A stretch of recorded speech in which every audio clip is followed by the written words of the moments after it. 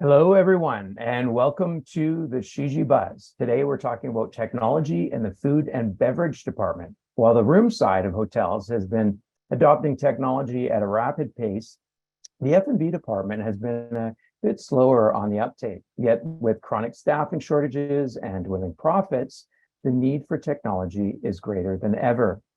Today, our panel of experts discusses how F&B departments can adopt technology in ways that increase efficiency and productivity and profitability while also enhancing the guest experience. Welcome to our panelists.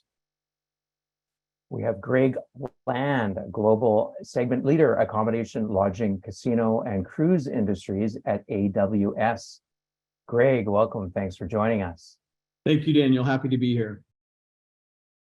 And we have Ryan King, Senior Vice President, Americas at Shiji. Ryan, thanks for joining us. Nice to see you, Daniel. Great to have you here. All right, my name is Daniel Craig. I'm the founder of Renown, and I'll be moderating today's panel on behalf of Shiji.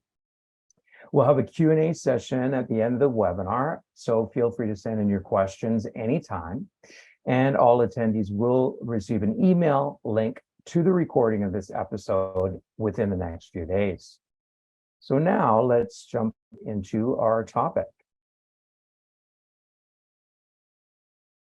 Brian, I'd like to start with you. In April, the leisure and hospitality sector in the US reported 500,000 fewer employees than prior to the pandemic.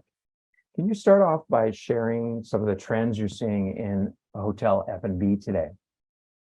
Yeah, and I think, Daniel, you hit the number one on the head right now. It's this chronic labor shortages.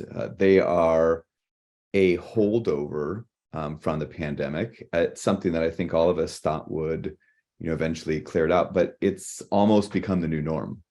So it's a big problem that a lot of operators are facing on being able to have the right amount of staff within their operations to serve their guests. When you combine that with the fact that the other challenge is these operators are faced with rising costs. So food's more expensive, the labor is more expensive, the actual cost of running the operation has gone up. So these are challenges that have really kind of forced into this shrinking profitability, which is really the third big topic that we've seen is squeezing out profitability from these F&B operations where they've already had lean margins to begin with, and now they're seeing the shrinking profit margins happen. That's also, of course, affecting how the operation is apparently performing. And one of the things that we've seen, especially in the restaurant area of a hotel, is the guests are shifting their dining behavior, where they might have had breakfast in the hotel restaurant or maybe even done a special dinner if they have a fine dining restaurant. They're going off property. They're making more of their experience within the destination, and the operations have to work harder to keep those people on property. And that's led really to the last one, which is let's call it everybody's a food critic and everybody's a little more critical of their experience. The low F&B ratings that we've seen on review sites from Google to Yelp to OpenTable to TripAdvisor, the restaurants are really having a very critical eye of a customer that's in. And if they drop the ball on one thing, they end up with this scathing review, which of course turns more people away to another different venue. So these are really things that the operator is facing today. That's a challenge. And some of the things that they have to do to get over those challenges, I'm sure we're going to touch base on as we go through the panel today. Absolutely. I've been working on Shiji Review Pro's next quarterly global review benchmark report. And one of the things we've found is that the food and beverage department of the 5 main department indexes gets the lowest ratings of all indexes. And so there's certainly some opportunities there. I was also reading a report from CBRE, a sample set of hotels in the US, and then it found in 2022 food and beverage revenue went up considerably, but costs also went up more than food and beverage revenue. And so profitability is actually down. And so it's a trend we're seeing that I think needs to be addressed. Now, let's move to you, Greg. AWS, you're on the cutting edge of innovation in hospitality technology. It's something I witnessed firsthand at High Tech in Toronto. So how can technology help overcome some of the challenges that Ryan mentioned? Yeah, I mean, I'll reflect very briefly back on the pandemic, but I think we want to get beyond the pandemic, right, at some point. But I think, I think we saw restaurants pivot more quickly than anybody at the beginning of the pandemic. We saw my colleagues that work with restaurant technology and restaurant providers saw this very quickly, where they had to adjust to new mobile capabilities, being able to facilitate curbside pickup and things like that, as they all had to shut their doors for a period of time. On the contrary, I think in the hospitality world, though we did see the pandemic act as a catalyst to accelerate cloud migration, that was a good thing. It was a step in the right direction. We saw a lot of the food and beverage outlets much slower to come back as hotels reopened. And even now, I'm seeing a lot of hotels that still haven't brought back room service yet. And that's mainly related to the staffing issues that you were commenting on, Ryan. But there's great technology out there that was developed and deployed with restaurants 3-4 years ago that I think can accelerate some of the digital transformation that we still need to see with F&B outlets within the hotels. So the first step is cloud migration. We've seen most of the large hotel brands migrate to cloud. The next step after that is in really getting your arms around your customer data. And then you can move very quickly to innovate and modernize and start deploying some of this new technology. Now, already we're seeing the hotel guests getting much more comfortable with mobile, contactless, and self-service. And most hotels, even economy brands, have added that functionality to their mobile apps over the past 4 years because it's how we had to operate, coming back from the pandemic. But I think we now need to see that those same capabilities being feathered into the interaction with the food and beverage outlets, whether it is to order from your room, whether it is to order in advance from the mobile app, whether it is to request room service through the mobile app. I think we just need to see that extend into the F&B outlets. And I think we're just starting to see some of that. So I think it'll come back quickly and it'll align with the rest of the digital guest experience that we're seeing across most hotel companies. But now we're starting to see what we call that next 100. We're starting to see the smaller brands. We're starting to see independent hotels, hotel management companies also go down this same roadmap, mainly because of profitability. The number one reason that most of our customers migrate to the cloud is for agility. And we learned a hard lesson with what we went through the last 3-4 years. So everybody realizes they need to be more agile and they need to pivot more quickly when we have things like this happen. But there's also a significant economic benefit as well, migrating to cloud, getting rid of data centers, getting rid of all that hardware and software licenses. So we're now starting to see the smaller hotel companies and hotel management companies also migrate their property level systems to the cloud. Now, let's also talk about the employee experience. As we talk about the labor challenges that just continue for all service industries, but especially in hospitality, a lot of the same technologies that we're deploying for the guest experience can be deployed for the employee experience as well. There's a lot of functionality we can make available to employees at the property level through mobile devices to make them more mobile, to roam around the property, multitask, get other things done, but also to be able to push customer information and other information to them in that moment where they can make the best possible business decision or the best possible service decision when they're right there standing in front of the guest. So you think about all these technologies that were first rolled out for the restaurant industry. They've then been deployed for the guest experience. They can also be deployed for the employee experience as well, both across the entire hotel as well as within the F&B outlets. Okay, nicely said. Well, that brings us up to the POS. Ryan, The POS is really the backbone of hotel F&B technology. What functionalities should hoteliers prioritize? Well, it's funny because I listening to Greg a lot, and the first thing I'd kind of say is, as you go back and you do look at that, like you said, Daniel, it's the backbone of how you run the operation. So this idea that you need an integrated system to bring your technology together, to put the power in your hands, is really the first step, the foundational building block. And as Greg said, the migrating to the cloud has been a big piece of this. We have an operator that deployed the Infosys POS into about 50 of their properties. This was something that they really needed because they had a lean staff from the corporate perspective that would help keep up menus, that would help change things from a central organization. And they had to really be able to move at a nimble pace. The cost of shipping would affect a cost of coffee, a cup of coffee in different locations. So being able to have the ability to have a cloud system that gave them this capability to get in, change something within a matter of a minute, helps them truly operate their system. And when you think about that, the other piece of this is you've got to bring more into your ecosystem. You've got to look at what's going to help you run the operation. And one of the things I think right off the bat, and certainly the pandemic pushed this a little bit more, is this this guest-facing application that the guests see to be able to make a reservation. Well, that's driven really by a table management system.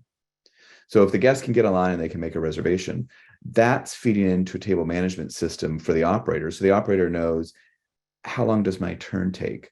What are the items that are coming through here to these particular guests? How will I do a remarketing campaign to somebody that I've seen come here for special occasions, or I've seen come through on things like that? So that TMS becomes a great part on trying to boost a little bit of the cover count, because they've got to work on volume to get their profitability up. And it's things like that operators can do with technology to help them combat some of these shrinking profit margins.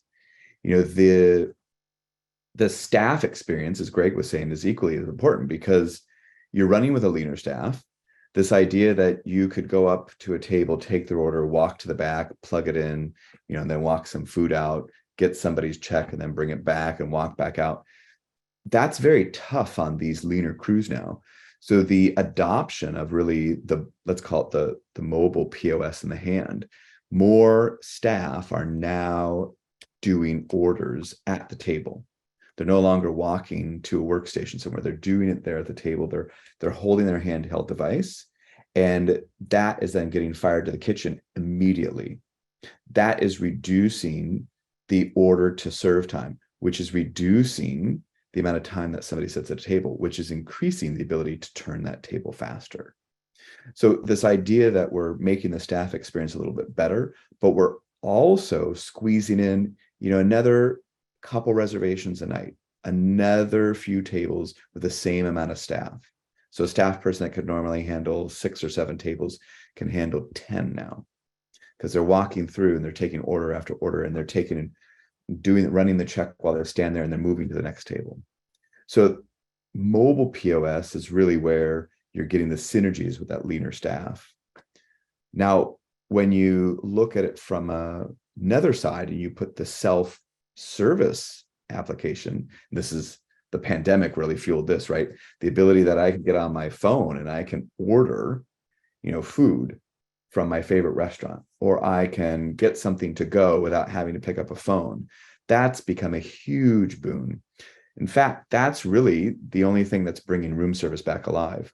And we've seen in countless properties where we've implemented this technology, significant boosts. We just had a property that we were tracking the last quarter that saw, between the beginning of April when they put this in to the end of June, that the period prior, the Q1, which was in where they are, which is their peak season, they actually saw a 30% increase in in-room dining, because they implemented a mobile ordering capability for their guests while they're on property. Whether they're capturing more of that now because people aren't going to Uber Eats or they aren't going to Grubhub and they're just doing it from the hotel, This is the type of thing that we're seeing. The novelty of this is that the consumer is in control. And if you're able to sit there and look at what it is, you're also more in line to do that impulse purchase. So maybe I was just going to get the burger, but gosh, that cheesecake looks pretty good. Oh, why not add it on? So let me just select that on my phone. I'm going to do that. And, that's where this is helping fuel that. So these type of things where you have that mobile piece to it. And then really, as we come around, the last piece is you've connected a lot of information and you're able to understand better what's happening in your ecosystem. So it's the data and it's the reporting, whether that's just for your singular restaurant and you want to understand what menu items are selling through and what that is on your food cost and how that's running, or you're actually looking across several restaurants and you want to see how is that food cost from site to site to site comparing on these similar menu items. This type of reporting is what's helping that little bit of efficiency to bring back that profit margin just a little bit. So there's not one sweeping thing to really combat this problem that we talked about earlier. It's little bits of pieces that you do along the way. And it's how you use the technology, that's based on your POS and connected into that system to help you operate more leaner, more efficiently, more profitable. As you know, I've been working on a white paper for Shiji about food and beverage technology. And one of the hoteliers I spoke to in Atlanta, Hyatt in Atlanta, was saying how their guests have a choice between ordering room service by phone or ordering room service using the Digital Dine app. And they have more revenue per order via the Digital Dine app. So, which is kind of counterintuitive. I would have assumed with an employee who's upselling, et cetera, it wouldn't work that way, but a good argument for using an app like that. Another thing I wanted to mention was kitchen display systems, which are growing in popularity. Typically, they're used in quick service restaurants, but more and more they're being adopted by hotel restaurants and fine dining restaurants. I spoke to a Shiji partner, Ananse, as part of the white paper, who told me about how his product works. And essentially, most kitchens these days have really been left behind when it comes to technology. And a lot of systems run on tickets, written tickets, and that involves a lot of yelling in the kitchen and sometimes miscommunication and lost information. And so what this does is this digitizes those tickets and puts them on screens so that all the kitchen staff can see the orders and who's ordering, and even it can be connected to the reservation system so they know a little bit about who the orderer is. So I think we're going to see a lot more of those kitchen display systems in hotels. Okay, let's move. Greg, I wanted you to talk. There's so much there that you were talking about earlier. I'm hoping you can elaborate a little bit on how other software applications are improving food and beverage operations and service. Sure. I mean, you look at something as simple as the QR code, the QR code menus that we all shifted to use the past few years. Something as simple as that really did change the way that we interact with the guest at a restaurant, whether it's in a hotel or not. But I think in general, we're seeing that those are sticking around. I think we're seeing that the digital menus are sticking around because some customers really like that. But I think I am starting to see some of the paper menus come back as well, maybe in a little more simplified form. But I think the interesting thing there is it's just another point where we're digitizing the business that makes that information available for dynamic display. I think about the hot topic of generative AI, which is on the news every day these days.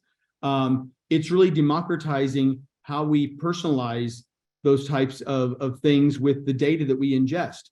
And so when you look at like those digital menus, if as these hotel groups migrate to cloud and they get their arms around the customer data, you now really have all the elements there to start doing personalization.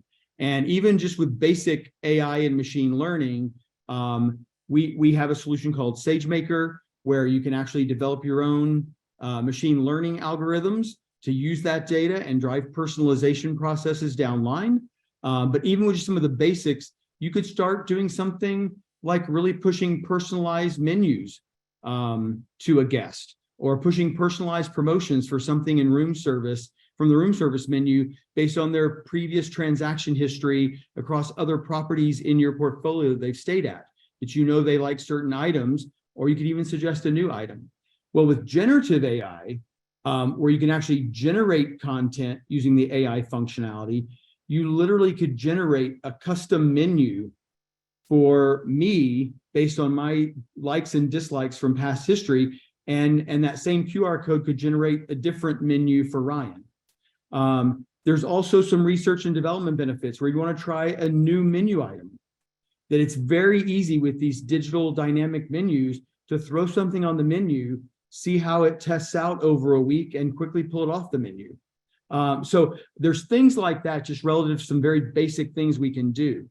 But beyond that, you look at some of the stuff you saw at High Tech, Daniel.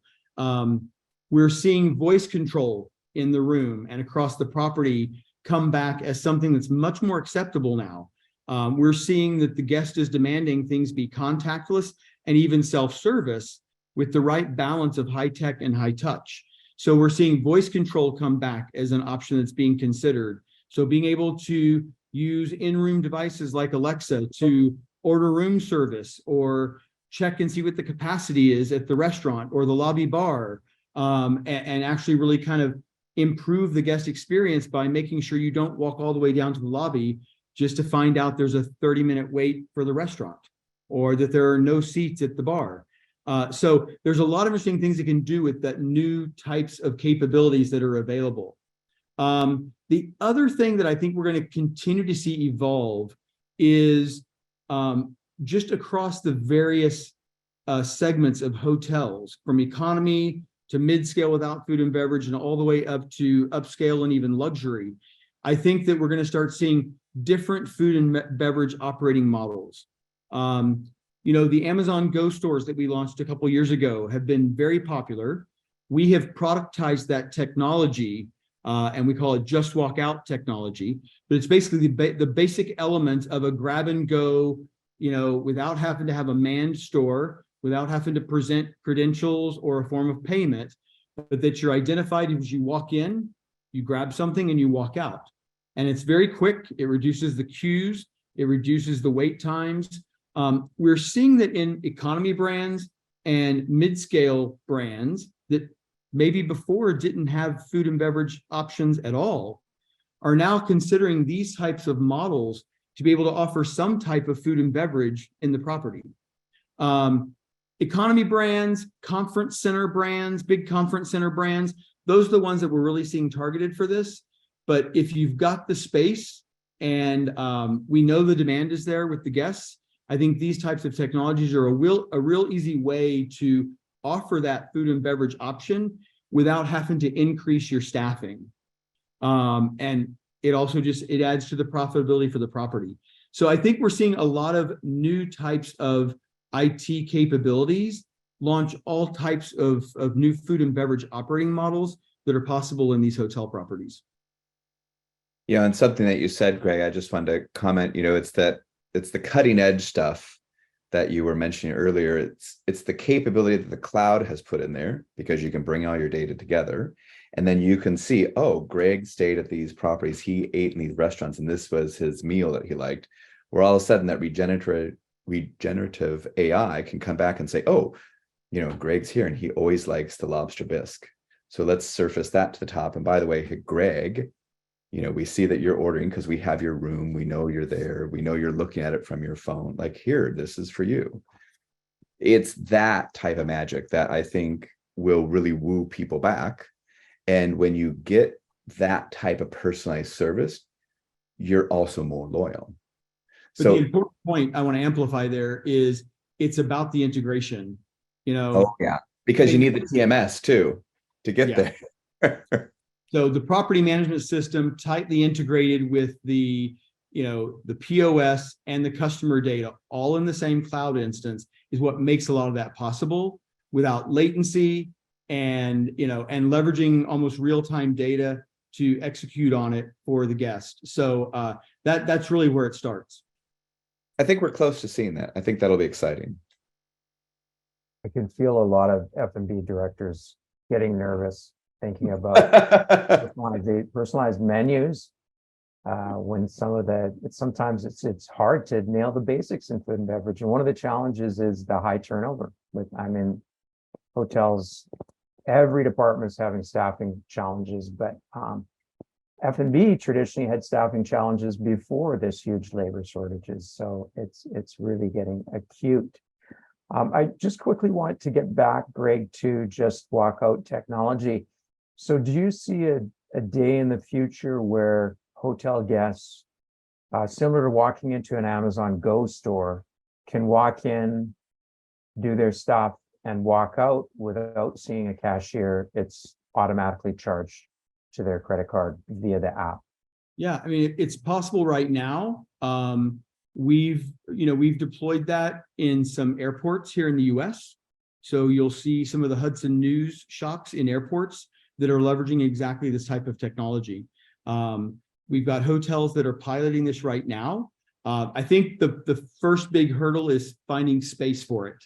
If you're an economy brand or a mid-scale brand that traditionally did not have food and beverage options, it's just finding the space of where to position this. But even where some of the mid-scale brands have brought in the little snack shop that sits right next to the front desk, you may grab something, but you still have to go wait in line and pay somebody at the front desk. It would just alleviate that step. If you had this model in place with this technology, you could walk in, pick up an item, walk out, even whether it's a bottle of water or a protein bar or what have you, you could walk in and pick something up and walk out and not even have to worry about stopping at the desk. It would automatically charge to your room, or you could have it automatically charged to a credit card. There's several ways to integrate it with form of payment, whether it's room folio or credit card. So I think we're just at the very tip of the iceberg on these types of models. And I think, as we see hotel guests get more and more comfortable with mobile apps, I think as we move to biometrics and self-service options, including things like Just Walk Out, the technology's there. It's about all the other dimensions coming together to make it work within the hotel lobby environment.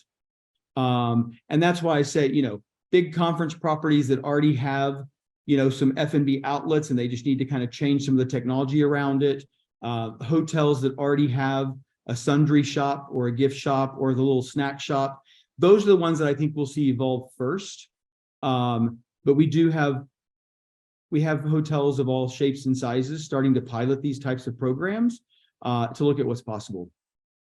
Yeah, I could totally see that, Greg. I've gone to the walkout store before, and it does feel a little funny because I'm like, God, it feels like I'm stealing. But That's you do what people feel. That's exactly the knee-jerk reaction everybody has. I do think I could see that happening though in the hotels, because I could be at Marriott or Hyatt and I could open my Marriott or Hyatt app, and I beep my way in, and then I just grab what I want, and then it just says, oh yeah, it knows me, it sees that because it already knows I'm in the hotel, and it beep, and out I walk with whatever I want. Yeah, that's the convenience that I'd love to see. And we're starting to implement this type of technology with what we call quick serve restaurants as well. So you'll start seeing this technology pop up in restaurants, and much like curbside delivery and takeout options through mobile devices that we saw 3-4 years ago, it's going to start becoming a little more comfortable for the general consumer and more comfortable for the guest. And I think we'll see the trend go from, restaurants, airport news shops to restaurants, to quick service restaurants, to hotel gift shops and things very quickly.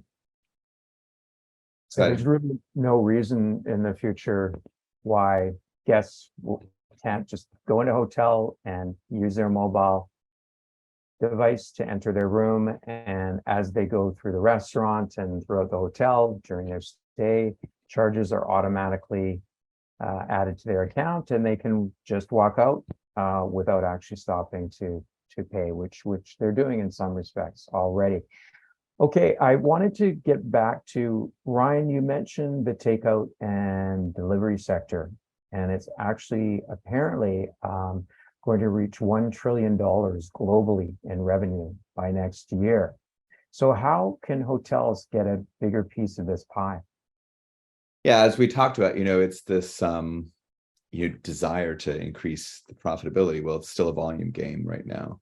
And the more people that you can get ordering from you, then the better off you're going to be. Ordering takeout via online or an app was available prior to the pandemic, but there was still a significant amount of traffic on the phone. And there was still a lot of people that would call and order in, and that was still kind of an accepted practice. What happened during the pandemic is that the staff problem that happened. And then this idea that you can't have somebody just sitting by a phone, taking orders. And it accelerated really the online, or rather the app versions, and all the people that came up around it. I mean, so many popped up during that time period. It became a huge boon. Now the tolerance for someone to actually pick up a phone and wait while they get somebody to answer and get put on hold to take that order, that's gone away. If I can't place the order through my phone, you're not going to get my business. So you've got to start thinking about that now. If you want the takeout business, you need to have modernized how a particular guest is going to get to you. Now, many have adopted, the various different delivery services, but that's proving to be its own problem. I was at a restaurant recently where they had several terminals, and he's like, well, that one's for Uber Eats, that one's Grubhub, that one's Chow Now, and that one's our own. And I'm like, and he's like, yeah, the tickets come in, then the server has to come by, they have to get it, then they have to go put it in the POS, then we have to label the box. And I'm like, oh, wow, that's a lot of work. So the other side of this is that you need to bring this together. Again, we talked about the POS, the integrations, and bringing it all together. You can now really integrate most of these pretty easily into your POS system. There's actually a company called DeliverAct who is really the first of their kind. Think of them as a channel manager for F&B operations, and think of your various delivery services as your distribution strategy. Because some people are particular to one app. Maybe they're a DoorDash member, so they always go through DoorDash. So if you don't have DoorDash, they aren't going to see you. If they always use Uber Eats and all you have is ChowHub, then they aren't going to see you. So it is a distribution strategy. You do have to play with multiples, but getting them integrated in your POS cuts down on any friction you'll see, because then you'll have them come in as tickets and they'll get fired directly to the kitchen. The service itself is often collecting the money. So that brings another element to it, where that is kind of bringing that friction part of it away. And all you have to do is make sure that you're doing a really good operation from what your takeaway is.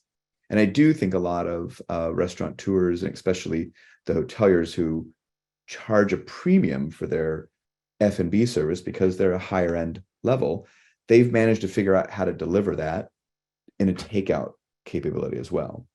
And I think that's where you'll get a more loyal following, because people come back. I love that from them. And it's always nicely packaged, and they get everything for me. And it's always ready when I walk in, and I can do it right from my phone. And I see, when is it supposed to be ready?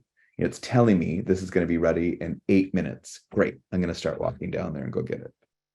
So that's the type of service that the consumers come to expect. And for operators who want to be able to generate more of that takeout food, they have to think about that. It's from that side of, if you go back in my rooms day, it's what's your distribution strategy? How are you getting eyeballs on your offering, and how do you get more people ordering from you?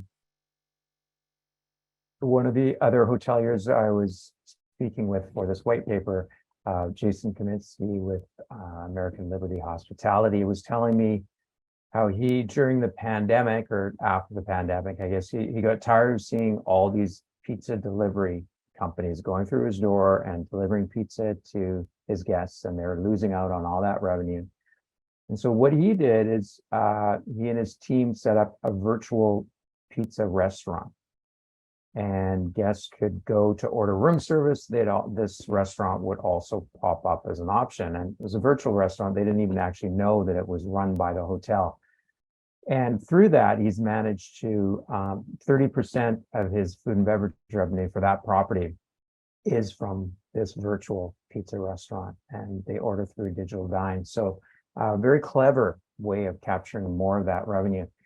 Now, we're going to go to the Q&A shortly, but just before we do, Greg, I wanted to ask you a bit more about cybersecurity, because it's really heavy on the minds of hoteliers and travelers these days. So can you just talk a little bit about how that works from a cloud basis and how it makes data more secure? Yeah, no, it is an increasing concern for hotel guests and travelers in general. We just published our SCIF digital transformation survey, and we saw cybersecurity float to the top of the list this year. 46% of travel and hospitality executives see cybersecurity as the #1 source of disruption for this year and next year. So I think we all need to start taking it very seriously. Now, as a cloud computing company, primarily, it's our top priority. We have customers entrusting us to run their systems for them. So it is the #1 issue for us in all of our data centers around the world. But I think when you boil this down to a hotel environment, and Ryan and I have been talking about bringing all these systems together and pumping customer data through it, that just gives you lots of points of vulnerability. And hotel properties are already very vulnerable to data breaches. We see it in the news all the time. So I think you have to not only look at, are you running your systems in the most secure environment possible, but you have to look at all of your networks at the property level and make sure you've got the proper level of security. And, let's just take Wi-Fi, for example, at the property level. Today, initially we put Wi-Fi in to be a guest-facing technology or a guest-facing service. But now as you start having employee-connected applications, they may be leveraging the Wi-Fi as well. So you have to be very careful to partition the side of your Wi-Fi that has employee applications running on it and the side that's guest-facing. And if you're running customer data through Wi-Fi to employee applications on mobile devices, like in a food and beverage outlet, or even any other type of mobile application you may have for somebody at the front desk or a concierge, you better make sure you have extra security on that partition, and maybe even consider doing a completely separate Wi-Fi network for your employee applications. Because I think there is a lot we can do from a guest-facing and an employee-facing experience, and there's a lot we can do to start driving a more personalized model around all of this, but it means we're going to be pushing guest data through what could be a very vulnerable network at the property level. So I think we've got to look at that very carefully. I think security and asset managers at the property level need to really start educating themselves on cybersecurity. And in that same space, we're adding more and more connected devices at the property level, whether it's it's digital signage that updates from content across the internet or content from a Wi-Fi network. You better make certain that that's connected in a secure way. And you see even just signage in a lobby that's they're pulling in weather data from a third-party source. I mean, property level security and asset managers need to really start taking a hard look at that. But I think in this bigger picture that we're talking about today, it's all those connection points when you're integrating a PMS, a POS, up to a loyalty platform or to anything else. You need to make sure that all the points of vulnerability are covered with the appropriate level of cybersecurity. Okay, I think that's thank you, Greg. Oh, sorry, Yeah. Daniel. I was just going to Go say, I ahead, think Ryan. that's a great point, Greg, because the thing that some of the operators don't think about is that we went from on-premise like landscape for a very long time, and maybe the only thing that came from the internet was the CRS, which kind of came through a central system. But now the properties are running these cloud applications, and whether they're for the digital signage or they're your POS or they're your PMS, the idea that your network on property could become your biggest vulnerability, and separating that from what you give to the public access is going to become more crucial as time goes on. Absolutely. Okay, I'm going to, we have a few minutes left in the webinar, and attendees, feel free to send in your questions for the panelists. I have one question here regarding, and we touched on it. It's a great segue. Ryan, maybe you can take this one. Integration. What's the state of PMS, POS integration and integration with all these other moving parts? Yeah, so that's, I would say that's a big topic of conversation right now that is really getting driven by the upper upscale and above tier, because they want to exchange this information to be able to know their guest better.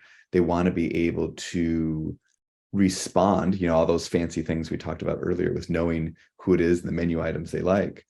The PMS itself hosts a lot of guest data, but where this falls down is that Greg goes on a regular basis and stays at Hyatt, let's just say, and he always goes and he loves the lobster bisque.